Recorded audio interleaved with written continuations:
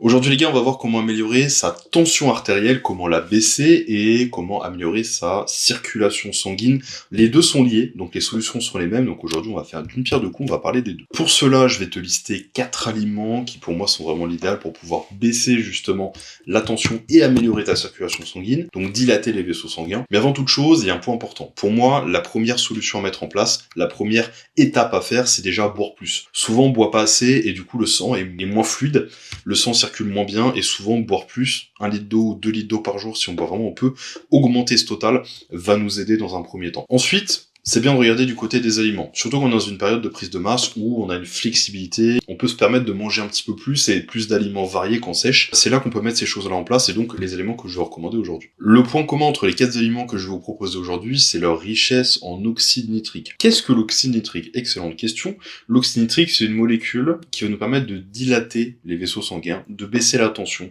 d'améliorer la répartition des nutriments et de l'oxygène au sein de l'organisme. Et chacun des 4 aliments que je vais vous donner aujourd'hui contiennent une grosse proportion d'oxyde nitrique. Du coup, le tout premier aliment, c'est la betterave, pareil, donc très riche en oxyde nitrique. Le second, ce serait l'ail. Alors l'avantage que l'ail a, c'est que on peut le mettre, si on n'aime pas ça, sous forme d'extrait d'ail, ça peut facilement se conjuguer avec nos goûts, avec nos plats, avec nos recettes. Pareil, très riche en oxyde nitrique. Également, même chose avec le cacao. Donc là, il y a une multitude de formes sur lesquelles vous pouvez le prendre. Alors, faut pas que ça soit une énième excuse pour manger du chocolat noir en disant ouais c'est riche en magnésium, ouais c'est riche en oxyde nitrique. Bon, commencez pas à... C'est pas Charlie et la chocolaterie ici, donc on va pas commencer à... Tu vois, il y a pas des petits écureuils qui vont nous attraper, on mange pas du chocolat comme des dingues, ok? Mais c'est vrai que tout ce qui est riche en cacao, et l'extrait de cacao, ou le cacao en lui-même, ou un peu le chocolat aussi, est riche, du coup, en oxyde nitrique, et donc c'est intéressant. Le quatrième, les gars, du coup, c'est les raisins violets, idéalement. Alors là, pareil, jus de raisin ou raisin, vous avez pas mal de possibilités, surtout que, comme c'est un fruit, à contrario des 3 précédents, il est un petit peu plus riche d'un point de vue micro et macronutritionnel,